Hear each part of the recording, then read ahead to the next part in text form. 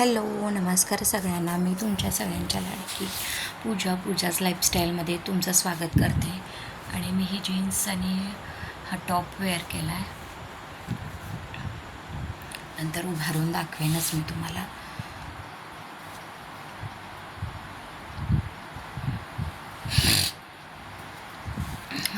आता मी माझ्या आयुष्यातली एक महत्त्वाची गोष्ट तुमच्याशी शेअर करणार आहे.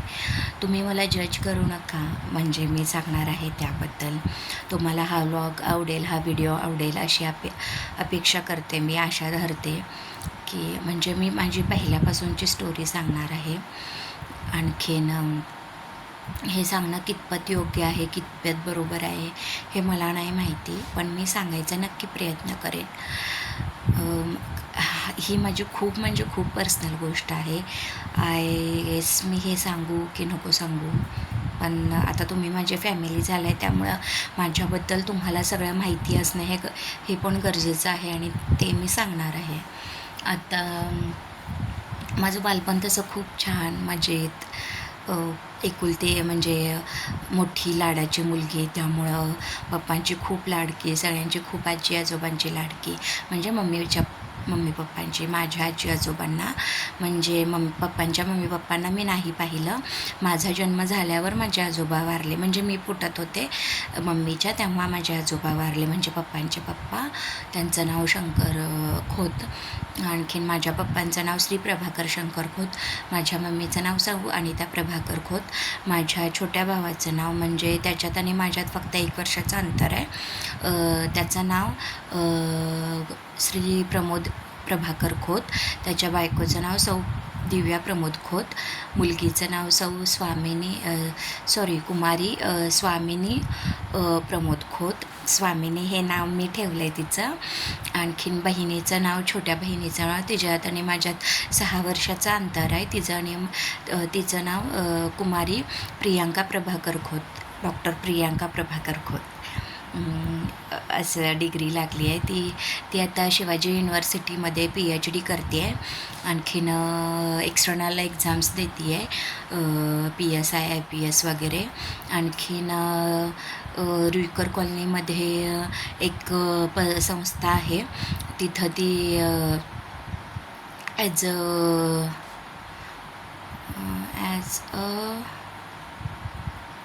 नाही मग एवढं माहिती, पण ती तिथं वर्क करते.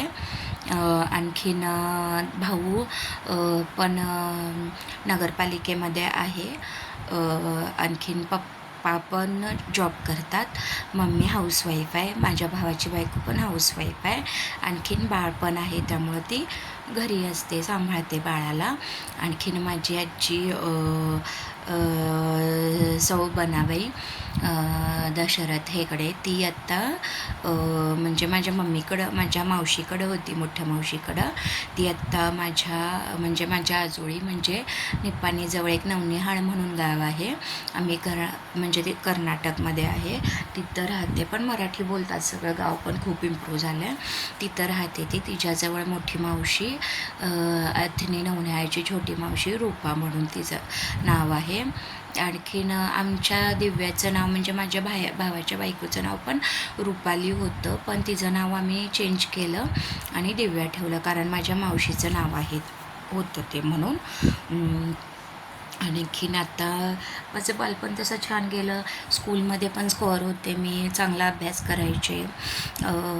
म्हणजे अशी शांत सरळ अशी मुलगी, पण मोठ्या नसणारी अशी, सगळ्या शिक्षकांची लाडकी. माझ्या म्हणजे घर आम्ही पहिल्यांदा भाड्यानं राहत होतो. नंतर आय गेस मी 4थीला की 5वीला आल्यावर मग आमच्या स्कूलच्या म्हणजे रुईकर कॉलनीत, आमच्या स्कूलच्या पाठीमागच माझं घर आहे. तिथं माझ्या शाळेचं नाव जय भारत हायस्कूल आणि प्रायमरीचं नाव होतं डॉक्टर श्रीधर सावंत विद्या मंदिर असं, आणि हायस्कूलचं नाव होतं जय भारत हायस्कूल म्हणून. खूप छान शाळा, खूप चांगलं एज्युकेशन, खूप चांगलं मार्गदर्शन, मुलांची काळजी, असं खूप छान म्हणजे खूप छान होतं तिथं सगळ्या शिक्षकांचा स्टाफ, शिपायांचा स्टाफ, मुलं वगैरे खूप छान होते. खूप छान दिवस गेले माझे शाळेचे. प्लस 10वीमध्ये पण मला चांगली टक्केवारी पडली. फर्स्ट क्लासमध्ये मी पास झाले. आणखीन माझं लग्न म्हणजे माझे जे चुलत काका आहेत ना, म्हणजे चुलत काका, ते म्हणजे ते त्यांचं लग्न होतं इथं जे गोपींचे म्हणजे गोपी म्हणजे माझे मिस्टर, त्यांची बहीण आहे चुलत म्हणजे काकांची मुलगी, तिचं आणि त्यांचं लग्न ठरलं आणि त्या लग्नासाठी मी इथं म्हणजे माझ्या सासरी यरणाला आलेले. तेव्हा मी 8वी संपत आलेली शिकत होते. आणखीन येस 8वी संपत आलेली शिकत होते. मग तेव्हा मला सगळ्यांनी त्या लग्नामध्ये पाहिलं, माझ्या सासऱ्यांनी पाहिलं.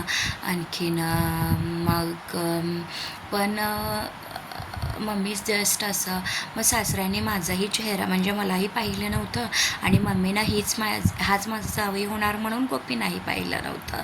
पण दोघांनी त्या मंदिरात एकमेकांना वचन दिलं की तू पण आता तुझी मुलगी कुठं दाखवू नको, आमची सून होईल ती लहान सून. आणखीन मी माझ्या मुलग्याचं कुठं लग्न दुसरीकडे करून देत नाही, तो तुझा जावई होईल, असं एकमेकांना त्यांनी वचन दिलं. एकमेकांच्या म्हणजे मुलांना न पाहता ही खूप मोठी गोष्ट आहे. आणि त्यांनी आपापसात लग्न ठरवलं. मीही काही पाहिलं नव्हतं. मग हे म्हणजे हे पहिल्यांदा बघायला आलेले तेव्हा. मग नंतर मम्मीनं मला म्हटली की असं आहे, म्हणजे आपण काकांच्या लग्नाला, मला हे तेव्हा काही माहिती नव्हतं, काकांच्या लग्नाला आपण जायचं आहे. मग मी ॲज युज्युअल साडी वगैरे असून मस्तपैकी तयार झाले. तेव्हा पण मी अशी पर्सनॅलिटी छान होती माझी, म्हणजे उंच सडपातळ, म्हणजे थोडीशी पर्सनॅलिटी होती, अशी छान होते. मग लग्नाला आले. मग त्यांना काय वाटलं की मी मोठीच आहे, पण लहान होतं बाई माझं. 94 माझी जन्म इयर आहे, 25/6/94. मग सगळं भेटलं वगैरे छान, आमचं जेवण वगैरे, हसत खेळत बोलणं वगैरे झालं. मग आम्ही आलो. मग त्यांनी विचारलं की लग्नासाठी की असं मम्मीनं मला सांगितली की त्यांचा तो लहान मुलगा गोपाल आहे, त्यांची तू बायको, म्हणजे त्यांच्यासाठी त्यांनी शब्द टाकला आहे आणि आपण म्हणजे आपण विचार करूया काय. मग मम्मी पप्पाने म्हटलं की तू किती जरी बाळ शिकलीस तरी तुला असं चांगलं देवाधर्माचं स्थळ, आध्यात्मिक स्थळ नाही मिळणार. मग आपण विचार करूया, काय हरकत आहे. आणि ते कोल्हापूरला येतात, मठ भरपूर मोठं आहे, छान आहे, लोक मराठी भरपूर येतात, तुला काय प्रॉब्लेम होणार नाही. पण खाणं पिणं थोडंसं वेगळं होतं, राहणीमान पण वेगळं. तेव्हा खूप स्ट्रिक्ट वातावरणाचं, खूप स्ट्रिक्ट होते. आत्ता त्याच्या 1% पण त्यांनी स्ट्रिक्ट नाही आहेत, एवढे स्ट्रिक्ट होते. बाहेर कुठं जायचं नाही, मोठ्यानं हसायचं नाही, बोलायचं नाही. जर हॉलमध्ये असतील तर त्यांना पास करून आपण इकडून तिकडे जायचं नाही किंवा तिकडून इकडे यायचं नाही. कुठल्या परपुरुषाबरोबर बोलत थांबायचं नाही. परत सकाळी छोटी मुलं जरी असली तरी पहाटे 5लाच त्यांनी उठलं पाहिजे, लवकर झोपलं पाहिजे. खाण्यापिण्याचं सगळं त्यांच्या मुलांनी, म्हणजे माझ्या दिरांची मुलं त्यांच्याशी म्हणजे आजांसोबतच झोपायची, आजांसोबतच उठायची, आजांसोबतच जेवायची. ॲज कम्पेअर टू माझी मुलं इतकं आजांमध्ये म्हणजे आजांजवळ राहिले नाहीत आणि झोपले नाहीत, त्यांच्यासोबत जेवले वगैरे नाहीत. आंघोळ वगैरे म्हणजे नाही घातले. आधी आजाच आंघोळ वगैरे कृष्णाला, केशवला वगैरे घालायचे. आणखीन श्रीनिवासला, अभिनवला थोडं त्यांनी आंघोळ घातलं आहे. पण जेव्हा वैष्णवी म्हणजे माझ्या दिरांची मोठी मुलगी, ती वगैरे म्हणजे असं म्हणजे त्यांचं कनेक्शन छान होतं. मग माझं लग्न ठरलं, लग्न झालं, मस्त झालं लग्न. कुठं झालं म्हणजे इथंच येरनाळमध्येच झालं, मठातच झालं लग्न आणि खूप छान झालं. खूप लोक आलेली. ॲक्च्युली माझं वय लहान असल्यामुळे माझी जस्ट 10वीची परीक्षा झाली तेव्हा येणं जाणं वगैरे, मध्ये यात्रेला वगैरे येणं जाणं, काहीतरी फंक्शन्स असले तर येणं जाणं, फोन वगैरे सगळं आमचं चालूच होता.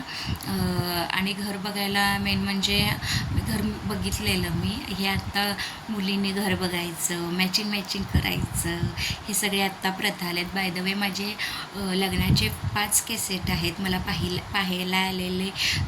ती एक कॅसेट, परत लग्नाची कॅसेट, आदल्या दिवशीची एंगेजमेंटची कॅसेट, हळदीची कॅसेट.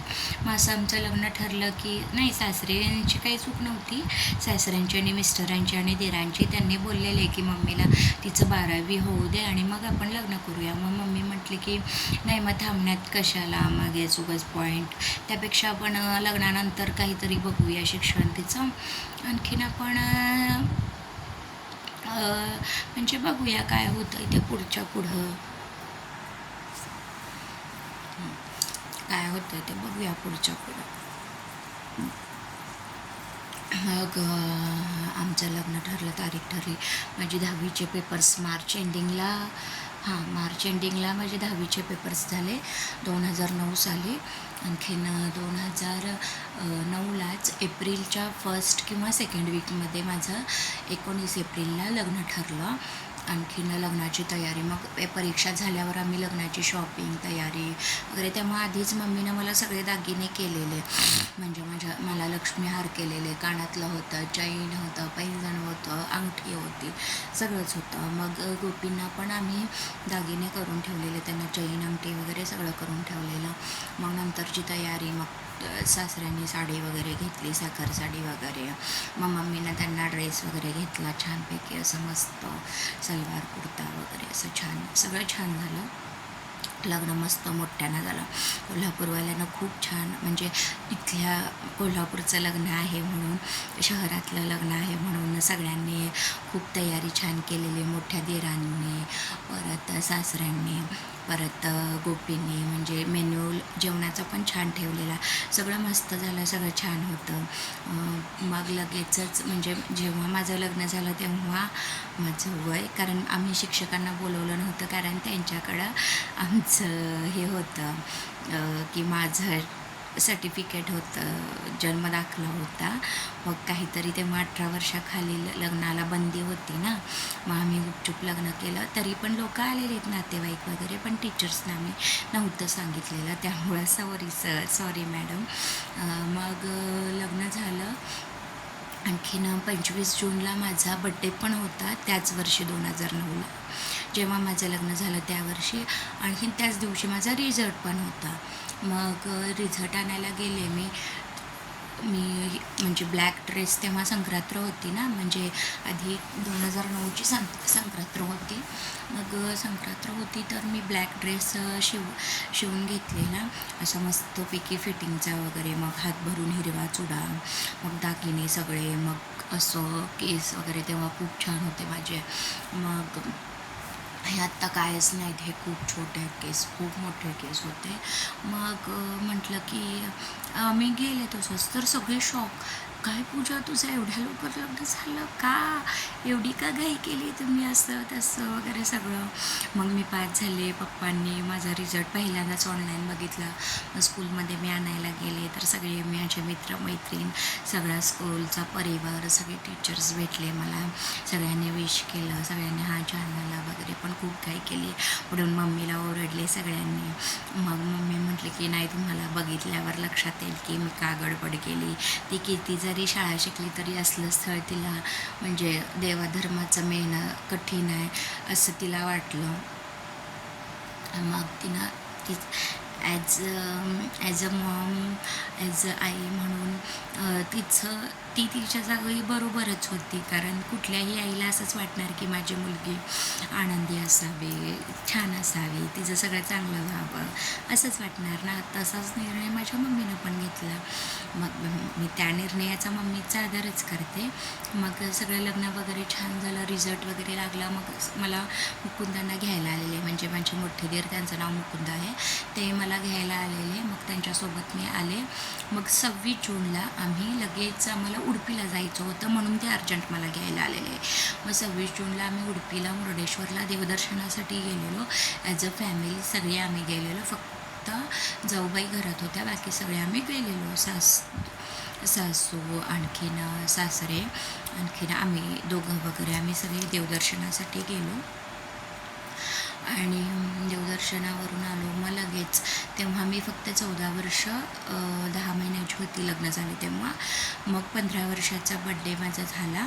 आणखीन मग 26 जूनला आम्ही गेलो. मग नंतर मग 16 वर्ष चालू झालेलं. आणि त्यात मला श्रीनिवास म्हणजे मोठ्या मुलाची प्रेग्नन्सी राहिली. मग तेव्हा की म्हणजे मला त्रास व्हायला, लहान होते मी, काहीच कळत नव्हतं. ॲडजस्ट व्हायला पण मला एवढा काही त्रास जाणवत नाही जेवढा आत्ता जाणवतो आहे. कारण खूप म्हणजे खूप लहान होते मी, त्यामुळं मला सगळं घाबरत मम्मी भीती घातलेली की नाही पिल्लू, नाही सोनू. मला सोनू म्हणतात तिकडं सगळे, म्हणजे माझ्या माहेरी. मग मम्मी बोलली की नाही पिल्लू, तू शहाण्या मुलीसारखं वागायचं, घरी लवकर उठायचं, सगळ्यांची कामं करायची, कोणाला उलट बोलायचं नाही. तर होय, माझ्यासाठी फक्त खरं सांगायचं तर पूजा अर्चा हीच फक्त नवीन होती. बाकीचं राहणीमान म्हणजे खाण्यापिण्याचं पण एवढं वाटलं नाही, कारण नॉनव्हेज इथं नाही खात. इथं शुद्ध शाकाहारी माझ्या मिस्टरांनी, माझ्या दिराने वगैरे बघितलेलं पण नाही आहे, सासऱ्यांनी वगैरे. मग नॉनव्हेज खाण्याची प्रचंड आवड होती मला, पण तेव्हा मी लहान असल्यामुळं एवढं काही जाणवलं नाही.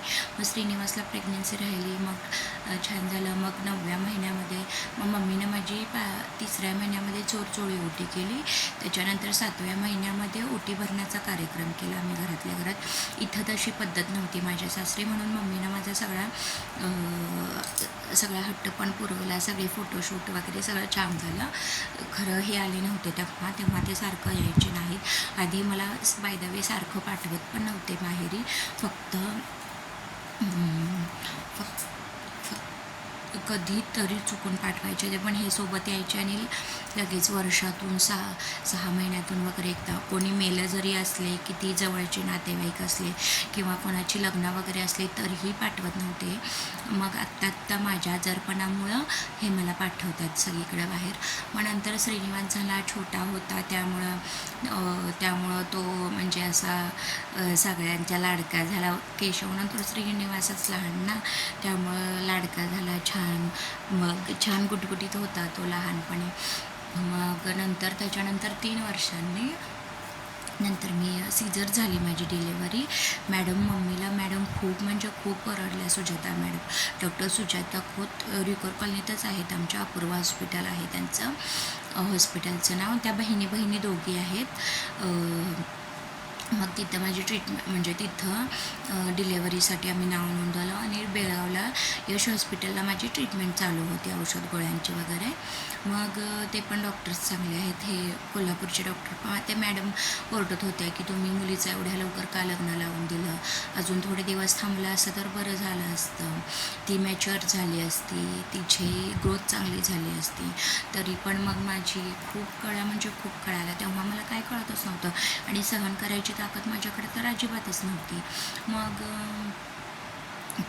म्हणजे 9 महिने 9 दिवस होऊन गेले. 13वा दिवस उजाडला. मग 13वा दिवस उजाडला. मग आम्ही स्वतःहून हॉस्पिटलला गेलो. तेव्हा माझं चेकअप, सोनोग्राफी वगैरे, अल्ट्रासाऊंड वगैरे सगळंच चालू होतं. मग मला शिरा आवडायचा बाय द वे. ह्या लोकांनी माझी खूप काळजी केली.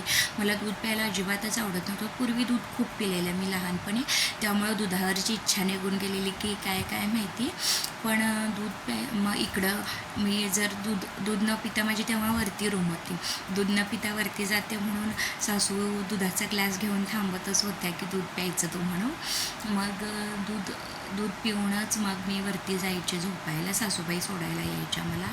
तेव्हा एक ग्रहण लागलेलं, म्हणजे श्रीनिवासच्या प्रेग्नन्सीच्या वेळी ग्रहण ते मी पाळलं. मग नंतर डिलेवरी सीझर झाली. मग नंतर आजा वगैरे भेटायला येत होते.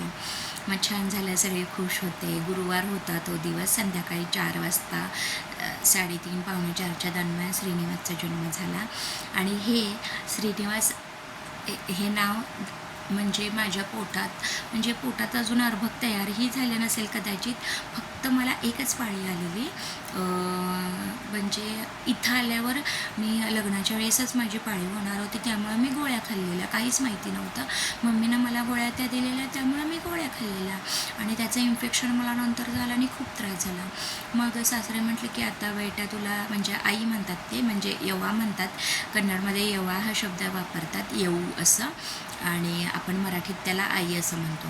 मग आई आता तुला नेक्स्ट पाळी होणार नाही आणि तुला आता बाळ होईल आणि तुला मुलगाच आहे पोटात आणि त्याचं नाव आपण श्रीनिवास असं ठेवायचं, असं त्यांनी ठरवलं आणि ते तसंच झालं.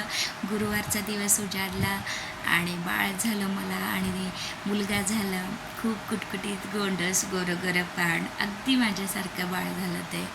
आणि खूप म्हणजे आत्ता पण मला डोळ्यात पाणी येत आहे. पण खूप माझ्या आयुष्यातला मला तेव्हा काही कळतही नव्हतं. खूप म्हणजे खूप आनंदाचा दिवस होता माझा तो. सॉरी. खूप इकडं पण खूप आनंद झाले. दादूनं फटाके वगैरे लावले, इथं पण सगळ्यांनी फटाके वगैरे आनंद, मग सगळे बघायला आले मला. मग सगळं छान झालं. मग त्याचं नाव वगैरे आम्ही तिथं ठेवलं.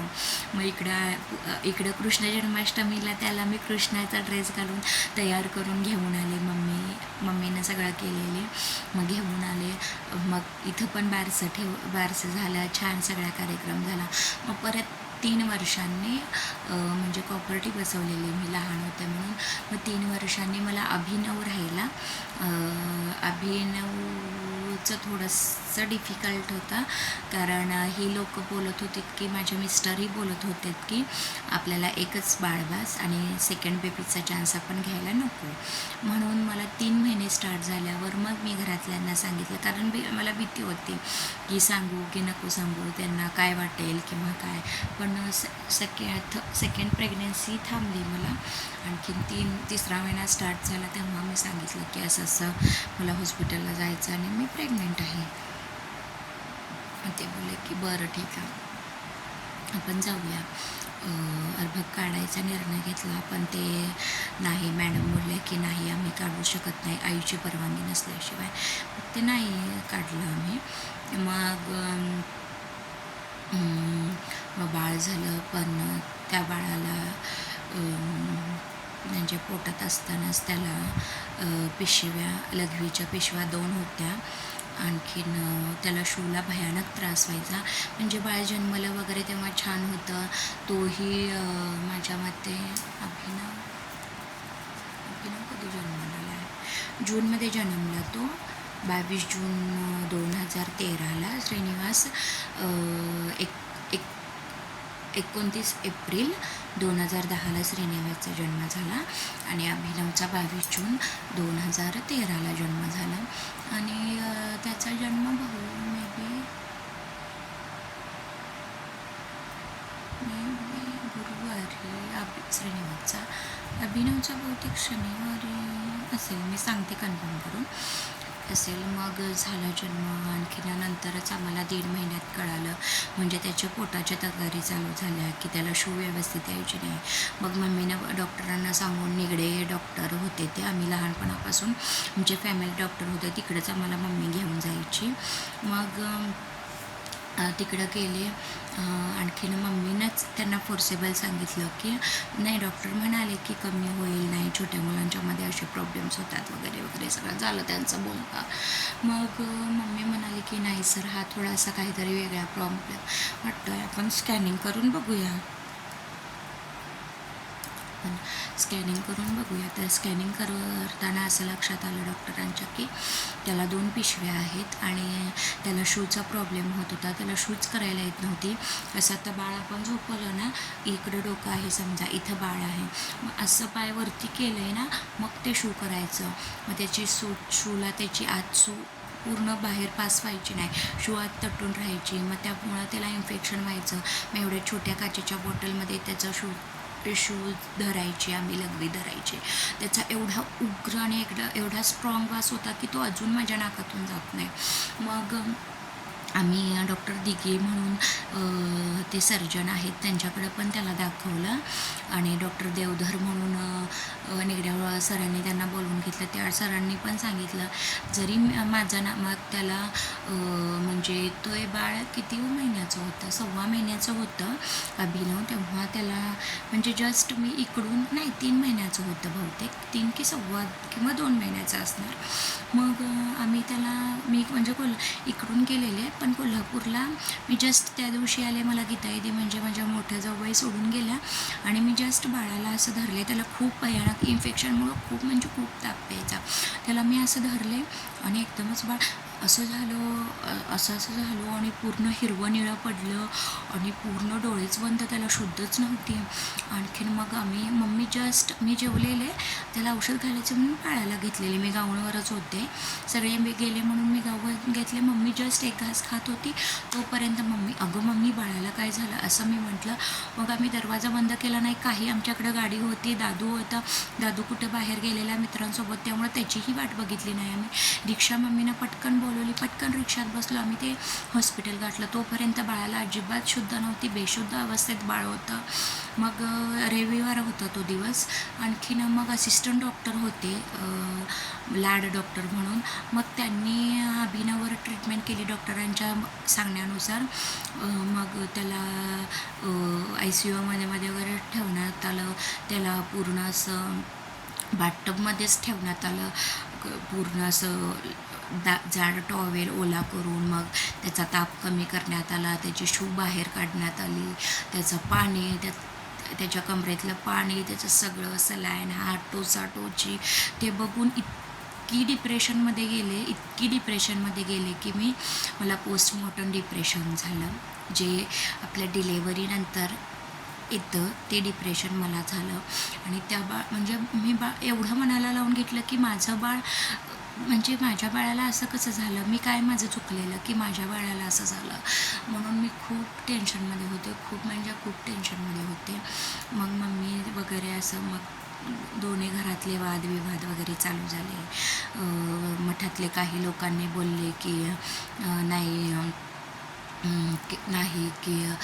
नाही आमच्या आज्जा सगळं कमी करतात, डॉक्टर वगैरे काय दाखवायला नको, आज्जा सगळं कमी करतात. हो आज्जा कमी करतात, बरोबर आहे. मग देवधर डॉक्टरांनी माझ्या पप्पांच्या असं खांद्यावर हात टाकला आणि बोलले की नाही प्रभाकर, मी तुला एक गोष्ट सांगतो, जरी तुझ्या नातवाच्या जागी जरी माझा नातू असता तरी मी सांगितलं असतं की हे ऑपरेशन झालंच पाहिजे आणि म्हणजे त्याची दुसरी पिशवी काढलीच पाहिजे.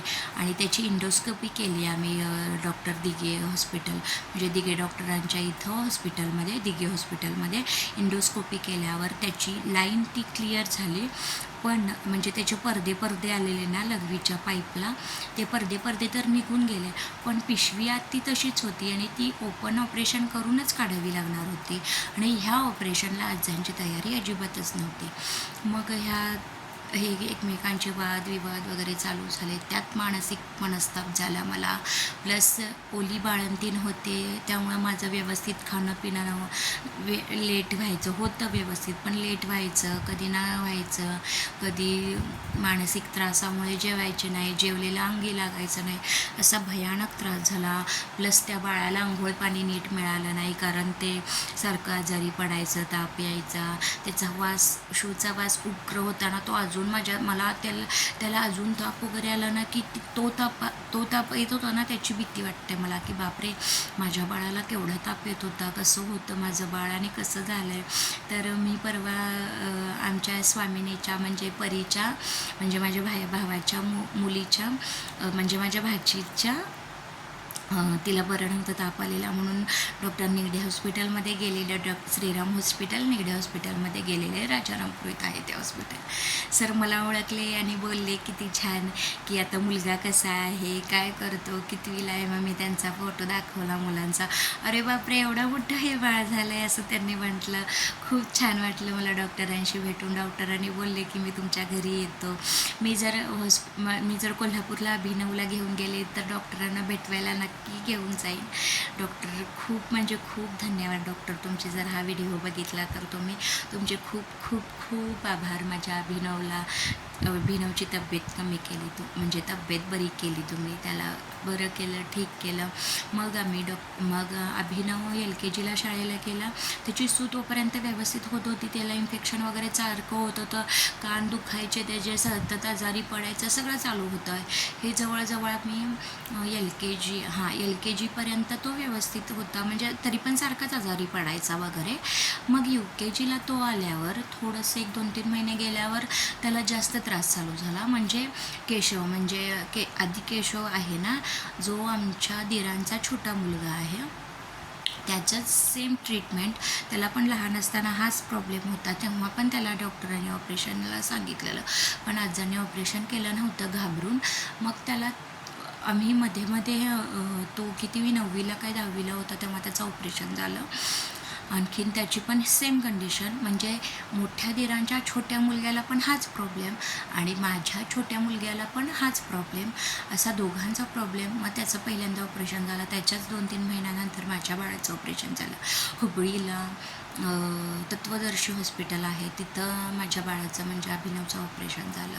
मम्मी तिथं आलेली बघायला, सगळे होते आम्ही हॉस्पिटलमध्ये, मी, माझ्या मोठ्या जाऊबाई, आणखीन आम्ही 3 दिवस राहिलेलो तिथं. प्रवीणांना म्हणून आहेत, त्याने जेवणाची खाण्याची व्यवस्था केली, खूप छान व्यवस्था केली. आजा येऊन जाऊन वगैरे करायचे, पाहुणे वगैरे भेटायला वगैरे यायचे, बाळाला बघायला यायचे. खूप छान म्हणजे प्रतिसाद डॉक्टरांचा तिथं लागला, स्टाफचा सगळा, सिस्टर्स लोकांचा, वॉर्ड बॉयचा वगैरे छान लागला. मग तिथं बाळ वगैरे असं पिशवी, ती शूची पिशवी, ते एवढं असं कट केलेलं. मग त्याचं ते लघवीची जागा आहे ना, ते मुसलमानांमध्येच कसं सुलता करतात ना, तसा टाईप तो सुलता करून त्याची लघवी व्यवस्थित होईल असं त्याचं सगळं करून, त्याचं खाणं पिणं, त्याचं डाएट वगैरे सगळं हे करून. मग आपल्या बेळगावमध्ये डॉक्टर जवळी ओम हॉस्पिटल म्हणून आहे, डॉक्टर जवळी, त्यांची बायको पण गायनॅक आहे आणि सर पेडियाट्रिशियन आहेत. मग तिकडं त्याची ट्रीटमेंट वगैरे चालू होती. मग तिकडं सरांना वगैरे आम्ही भेटलो. त्याचे इंजेक्शन्स असतात ना आपले बूस्टर, पोलिओचे वगैरे, तिथंच आम्ही देतो आहे मुलांना. आता श्रीनिवासचा पण द्यायला पाहिजे बूस्टरचा, 15 वर्षाचा, आणि अभिनवचा पण 11 वर्षाचा की 12 वर्षाचा बूस्टरचा डोस आहे, तो द्यायला पाहिजे. तो अजून इंजेक्शनला, माझ्या बाळाला इंजेक्शनची इतकी भीती बसली की ते अजून टोचताना रडतोय, पूर्ण दवाखाना पालथा घालतोय, पूर्ण दवाखाना गोळ्या करतोय, पण तो काही इंजेक्शन अजिबात घेत नाही, आताही घेत नाही. आता अभिनवची तब्येत खूप छान आहे. अभिनव खूप छान खेळतो, खूप छान मस्ती करतो, दंगा करतो, बोलतो सगळ्यांशी. ॲज कम्पेअर टू श्रीनिवासपेक्षाही अभिनव खूप छान, खूप हेल्दी, खूप माझं बाळ छान गोंडस आहे, गुटगुटीत आहे माझ्यासारखंच. आणि मला ह्याचा अभिमान आहे की आजांच्या आशीर्वादानं, डॉक्टरांच्या प्रयत्नांमुळं माझं बाळ आज खेळतंय, नाचतंय, बागडतंय, मला ओरडतंय, मला उलटं बोलतंय, हे सगळं आजांच्या आशीर्वादानं, आणखीन डॉक्टरांच्या सपोर्टमुळं झालं. Thank you so much doctor, thank you so much स्वामी.